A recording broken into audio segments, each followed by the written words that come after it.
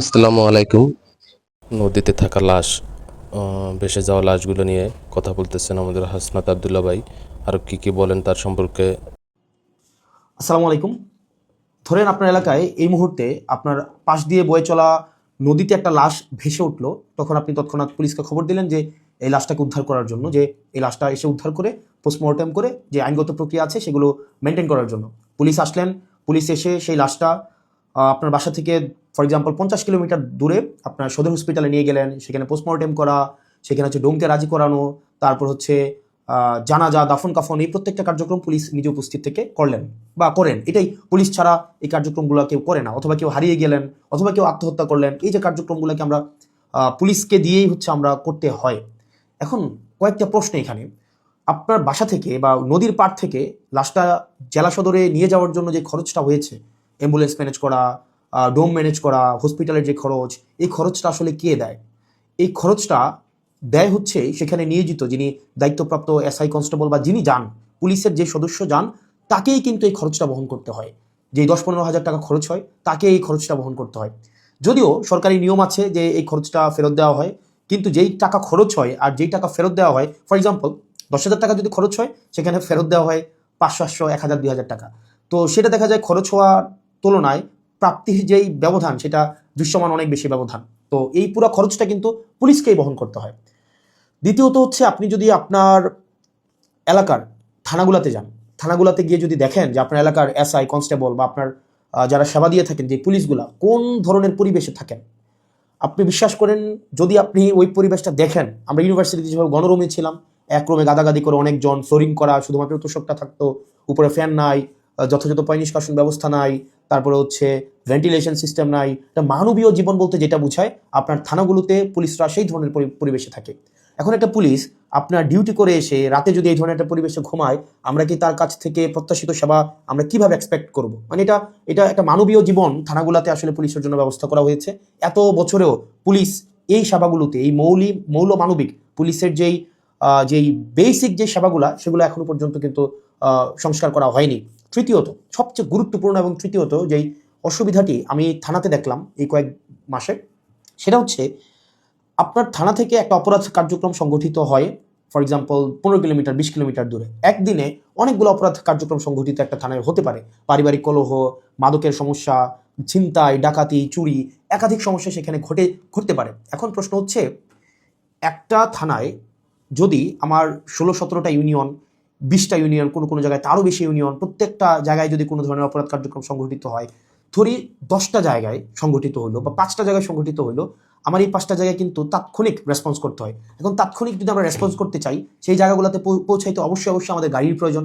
মানে গাড়ি ছাড়া পায়ে হেঁটে তো নিশ্চয়ই এই ধরনের কার্যক্রমগুলোতে কখনোই পুলিশ তড়িৎ কোনো সিদ্ধান্ত বা তড়িৎ কোনো অ্যাকশন নিতে পারে না। কিন্তু আপনি যে থানাগুলো যান, দেখবেন কোনো থানায় 10টা গাড়ির প্রয়োজন, 6টা গাড়ির প্রয়োজন, সেখানে থানাকে দেওয়া হয়েছে 1টা গাড়ি, 2টা গাড়ি।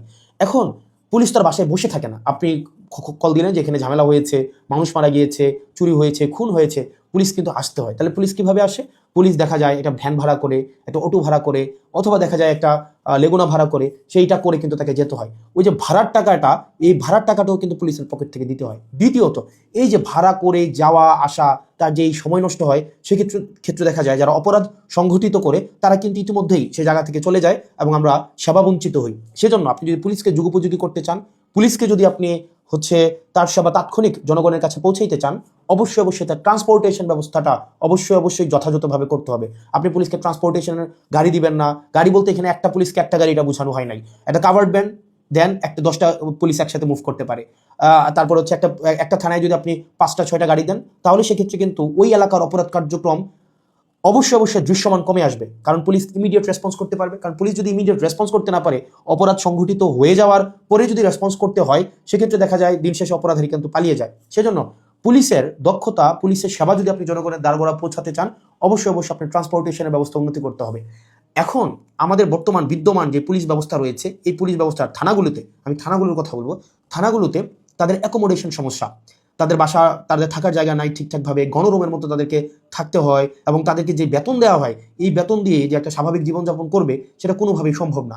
দ্বিতীয়ত হচ্ছে আপনি তাকে ট্রান্সপোর্টেশনের ব্যবস্থা করছেন না যথাযথভাবে, আপনি তাকে হচ্ছে দেখা যাচ্ছে যে আপনি তাকে ঢাল তরোয়ার ছাড়া, ট্রান্সপোর্টেশন ছাড়া আপনি অপরাধী ধরতে পাঠাচ্ছেন, টহল দিতে পাঠাচ্ছেন। সেক্ষেত্রে কিন্তু তাকে ট্রান্সপোর্টেশন ম্যানেজ করা এবং সেখানে যে ভাড়া মেটানো সেটাও কিন্তু তার পকেট থেকেই করতে হয়। সরকার যে অ্যালটমেন্টটা দেয়, সরকার যে বরাদ্দ দেয়, সেটা খুবই খুবই প্রয়োজনের তুলনায় অপ্রতুল।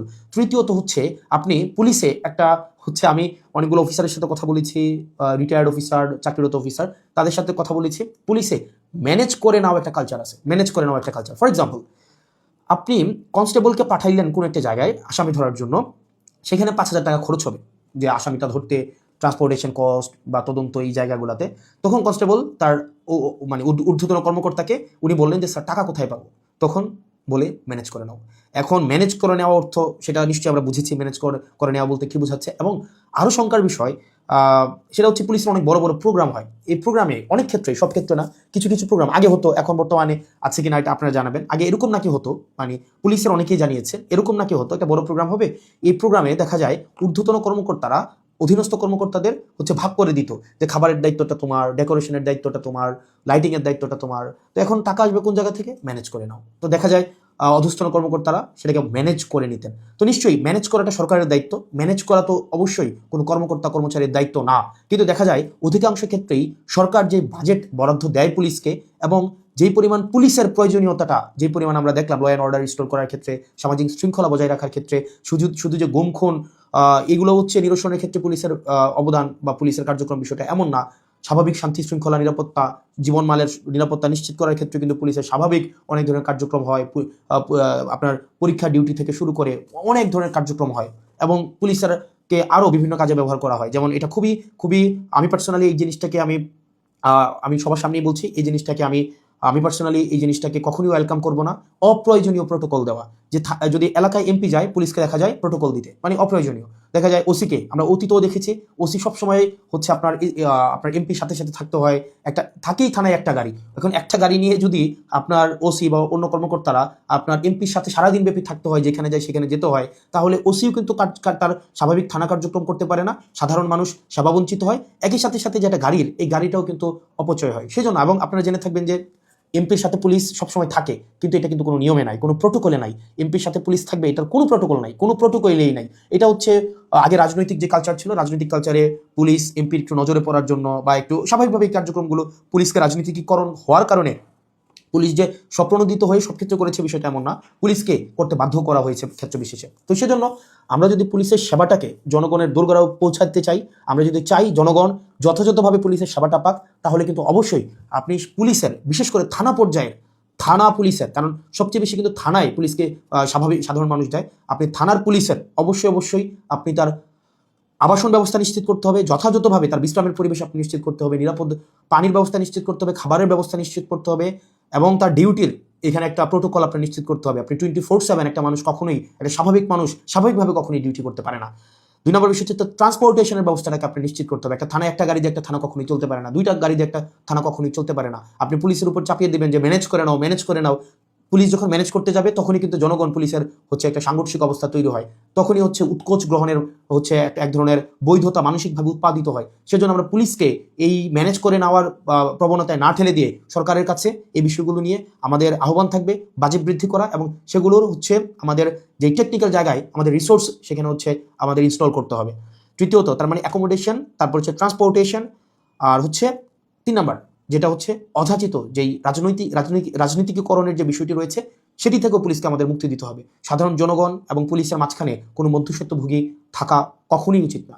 তো আমরা পুলিশের আমরা শুরু থেকে, আপনি যদি জান আমার টাইমলাইনে এখনো আছে যে অগাস্ট থেকে, 2024 অগাস্ট থেকে পুলিশের যে টেকনিক্যাল হচ্ছে রিসোর্স ইনস্টল করা, তাদেরকে সেটাকে এনরিচ করা, পুলিশকে জনমুখী করা, রাজনৈতিক প্রভাবে বলের বাইরে নিয়ে যাওয়া, তাদের আবাসন, স্বাস্থ্য, চিকিৎসা সেগুলো যেন যথাযথ হয় সেটি নিশ্চিত করা, তার পেশাদারি যে ব্যয় হয় সেই পেশাদারি ব্যয় যেন সরকারি খাত থেকে হয়, তাকে যেন সেটির জন্য ম্যানেজ করা কালচারে না যেতে হয়, সেটির জন্য কিন্তু আমরা গুরুত্ব দিচ্ছি। সেজন্য আমরা সংসদীয় এই বিষয়গুলো নিয়ে কথা বলবো যদি আল্লাহ সুযোগ করে দেয়, এবং যেহেতু সুযোগ করে দিয়েছে, একই সাথে সরকারের কাছে বা মানুষের কাছেও যে এই যে পুলিশের, আমরা যে তৃণমূলের পুলিশের যে জটিলতাগুলো, সেগুলো আমার কাছে মনে হয়েছে সবার জানা উচিত, যেহেতু থানাগুলোকে আমরা এখন খুব ক্লোজলি দেখছি, সেজন্য সবাইকে জানানো। আর পুলিশের প্রতি আমাদের সবসময় সংবেদনশীলতা রয়েছে এবং আমরা চাই পুলিশ জনগণের হয়ে উঠুক, কোনো রাজনৈতিক দলের না, পুলিশ হয়ে উঠুক সবার। পুলিশের সাথে জনগণের সম্পর্ক থাকবে হৃদ্যতার, এবং প্রত্যেকটা মানুষ যেন ভয়হীনভাবে সেখানে অভিযোগ জানাতে পারে, এবং অপরাধী নির্মূলে পুলিশ সবসময় যেন সুদৃঢ় ভূমিকা পালন করতে পারে রাজনৈতিক যে কোনো প্রভাবের ঊর্ধ্বে উঠে। পুলিশের আবাসন সমস্যা, ট্রান্সপোর্টেশন সমস্যা, পুলিশের বাজেট বৃদ্ধি এবং পুলিশের ম্যানেজ করে নেওয়া কালচার থেকে পুলিশকে অবশ্যই মুক্তি দিতে হবে। আসসালামু আলাইকুম রহমতুল্লাহি ওয়া বারাকাতুহু। মাশাল্লাহ, আজকে কত সুন্দর করে এই কথাগুলো বুঝিয়ে বলছে। তার মন মানসিকতার, তার মতো মন মানসিকতা কারো আমি দেখতে পাইনি। তিনি পুলিশ নিয়ে, পুলিশ বাহিনী নিয়ে যে কথাগুলো বলছে, মাশাল্লাহ, শোনার মতো।